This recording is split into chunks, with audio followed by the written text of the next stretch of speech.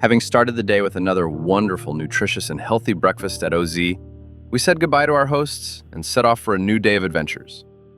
The plan for today was to drive to Jajce, a 3.5 hours drive, spend some time there, then find our accommodation about 30 minutes beyond Jajce and back into Republika Srpska, near Šipovo.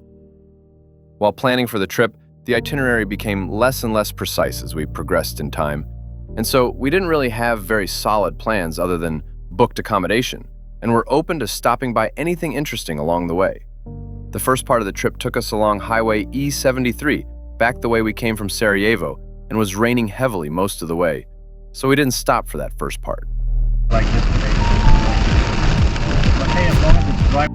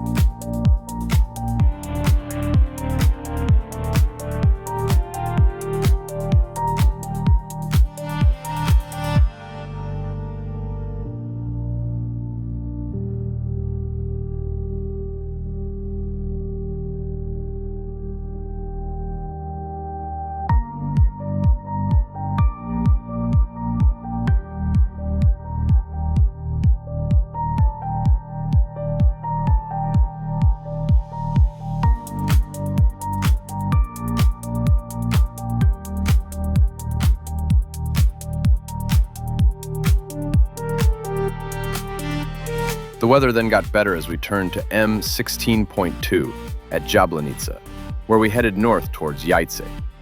The M16.2 route is mountainous, and like other roads we encountered in Bosnia, the scenery was amazing, especially with the autumn colors of the trees. We stopped multiple times to take in this scenery and for breaks. The roads and landscapes of Bosnia reminded me of New Zealand in many ways. Rolling hills, amazing scenery, and rarely any straight roads. Just spectacular twists and turns and beautiful scenery.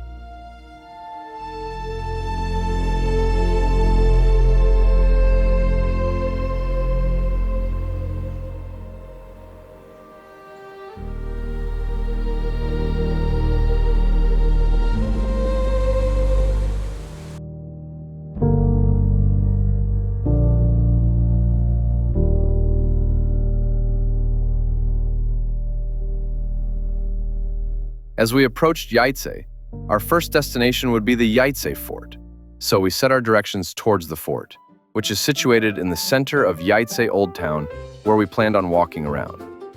The directions to the fort took us up the hill, where we found ourselves unable to continue due to narrow roads, even though SatNav was telling us to continue, so we decided to park somewhere. This was a challenge in itself, since there were no clear places to park, and our North American driving brains were not tuned to this small space. But after asking a local, he just told us to park anywhere. It took a few point turns in a spot between the cliff and a steep drop, but we eventually parked safely.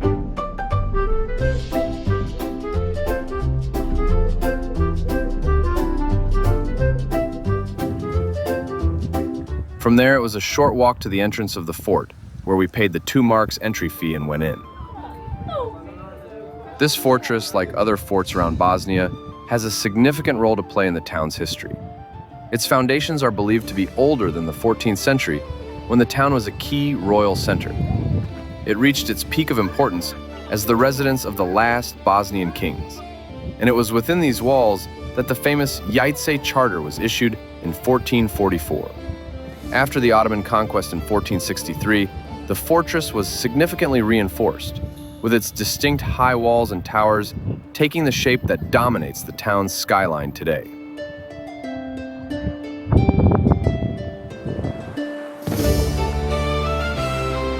After spending some time at the fortress, we headed down the hill towards the Jajce waterfall in the Old Town, which was 700 meters away from our parking space at the fortress, but straight down the side of the mountain, so it took a few minutes to drive around. After parking at the gate of the old city, we walked towards the falls. I wasn't sure if they were going to be interesting since they're in the center of town, but we were impressed. The Jajce waterfall forms where the roaring Pliva River dramatically plunges 21 meters directly into the Vrbas River. This rare and spectacular natural phenomenon of two rivers converging at a waterfall creates a postcard-perfect scene that has captivated visitors for centuries.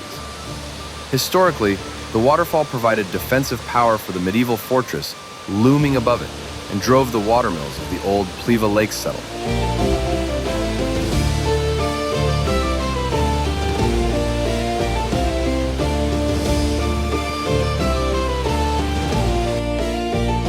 It was early evening by that time, and we wanted to get to our accommodation, a bungalow on the river, before dark, so we can easily find the place.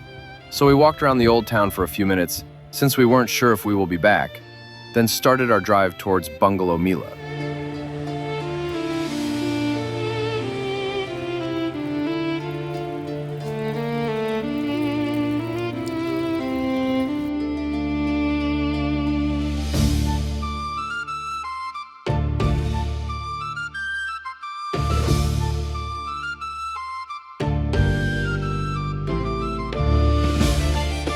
The drive itself was an easy one. Beautiful scenery, very light traffic, great lighting, wonderful company, and our mood was great.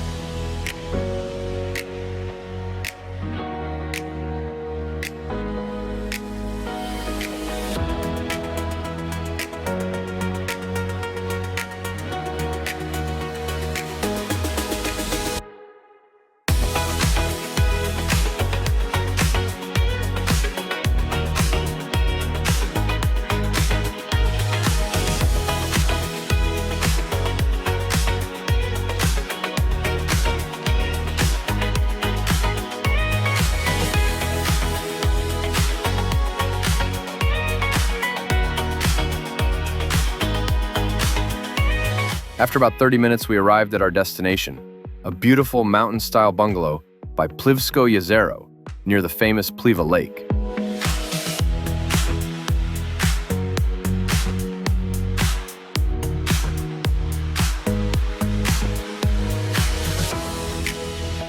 We looked around the bungalow, moved our bags inside, then relaxed and enjoyed the views while looking up a place to have dinner.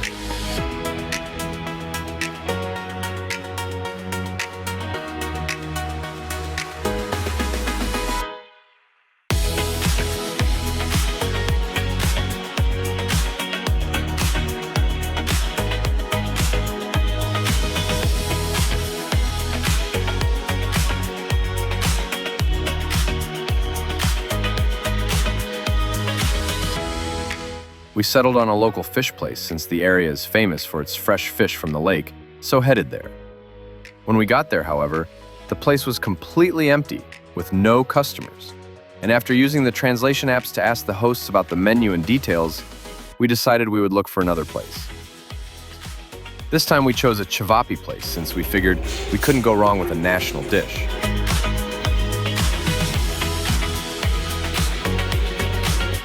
After dinner, we headed back to our bungalow and relaxed for the night. Although it was hard to fall asleep for the first hour, due to a thunderstorm that passed over us with lightning and heavy winds.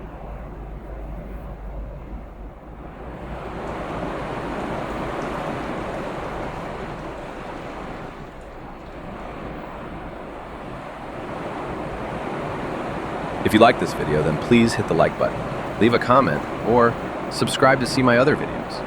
Thanks for watching.